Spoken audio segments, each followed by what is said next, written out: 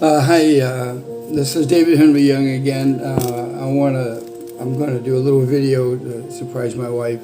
I'm going to read something here from the Philippine bird book. A cattle egret, Bublacus ibis, 48 to 53 centimeters in size. It's a fairly good bird. A field note: sociable, often roosting in large numbers, regularly seen feeding on insects distributed by grazing animals, frequently perches in trees. The voice of the bird in flight may give a harsh croaking or rach.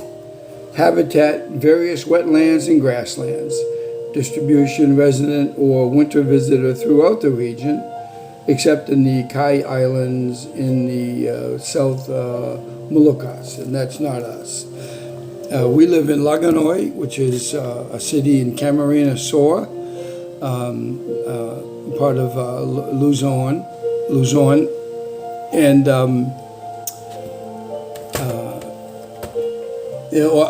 so my wife just walked into the room, surprised me, so I lost my thought. But hi, honey. Hello. I'm doing a video about the egret. Bring it on, sweetheart. About the egret. Always. Yeah, always. Yeah. It's kind of like I'm a veteran of Vietnam. I'm 75 years old. My wife is younger by 12 years, and we met on Facebook 7 years ago. And God does stuff like that. And I've never been happier. We've been together, married for getting on 7 years now. And I live in the Philippines here in Laganoi, and nice big family. And, as I said, I'm a veteran, a Marine veteran of the South Vietnam War, the conflict. And in 2002. After a long struggle, I applied for benefits. PTSD hit me like a ton of bricks. I mean, I had 2 careers, successful in both, and then out of nowhere, bang, I couldn't work. Happened on Christmas night, around 2001, 2002. I was working for FedEx, and I literally, Christmas night, I had to stop working. I called dispatch and I said, I can't do this. I've got to go home. Hard worker, have good reports, but when God tells you to do something, you better obey Him. And boom, everything happened. They came to my aid very quickly. And everything gets smoothed over. The next day I turned in my uniforms and we parted ways, and I said thank you for the employment that I had. And fast forward 12 years, 10 years, and we met on Facebook, and I left America. I've been back a few times. I have family there. And but I know I'm called to be here, and so just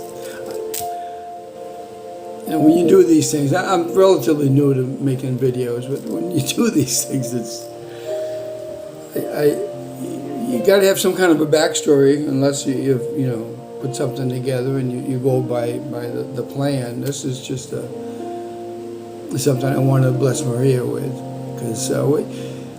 As a veteran, as a 100% disabled veteran, I've been through all the numbers and all the ups and downs and all the hospitals and all kinds of things, and then they said, well, you're for real, and here's your package. Thank you for your service. And I've never been handled by the government of the United States with such care. And I know there's a lot of trouble going on now, and a lot of this, that, and the other thing, but I got no complaints. I see what's wrong, and I will complain about stuff like that. But God has been very merciful to me. And so, anyways, long and the short is when I have to access cash, and my credit cards don't work in the Philippines. My bank card will work in an ATM with the fees rendered for international use and so forth and so on. So we live our cash. It comes from an ATM from my bank in America, and there's no connection between it. They don't connect. They tried. They don't connect between Philippines and here. And listen, the Philippines are going through everything else as everybody else is going through. It's a wonderful place. To me, it's like coming home. I mean, it's extremely like the United States. In 80% of everything I experience here, I feel like I'm home. So, wow, I'm going on and on here. I might just dash this out and start again. I don't know. Well, anyways, driving over to Goa, which is a neighboring town, we take a motorized. I'm not. Oh God! It's not a taxi, but it's like a taxi. My goodness heaven! I might just let this go. I want to bless it so much. Anyway, on the way, right before we get to Goa, where our bank is, or Maria's bank, anyway, I have a savings account there.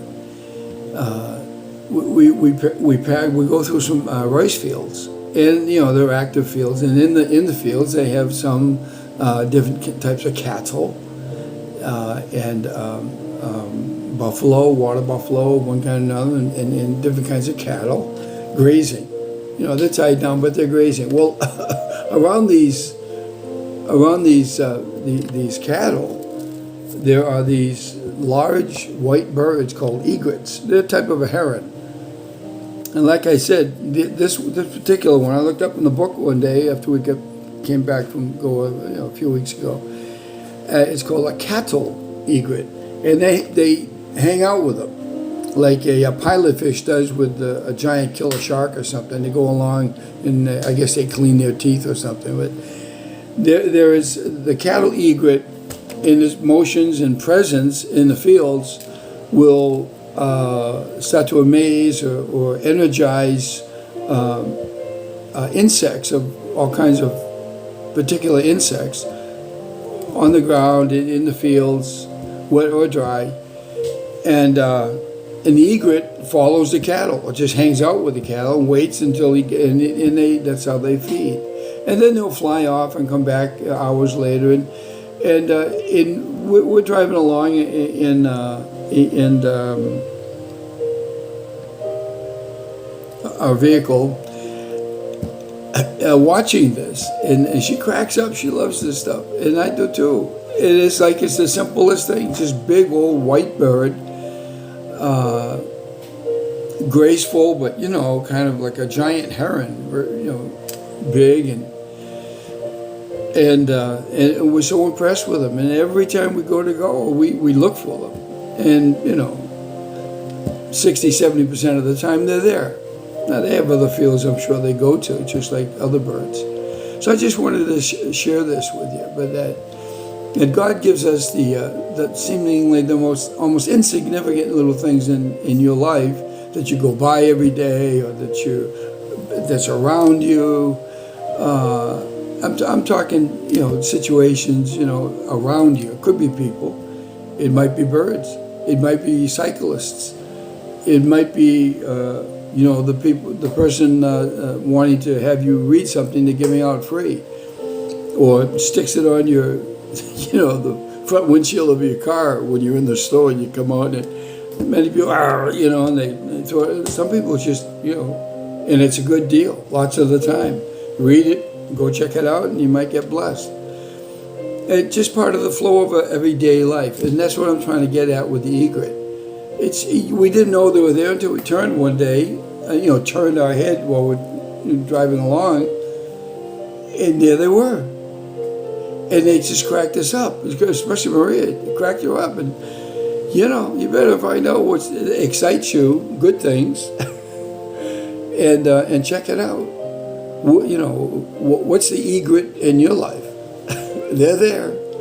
Find them. You can actually seek them. You can look for them. Or God will just present them one day, and you do a double take on a simple thing like a big white bird in a rice field as you're traveling along at 40 miles an hour. So check it out. Find the egret in your life. Maria found hers, and I'm blessed. And I chuckle, we're going over there tomorrow, and we're going to look for the egrets. So thanks for listening. Love you very much. Bye-bye.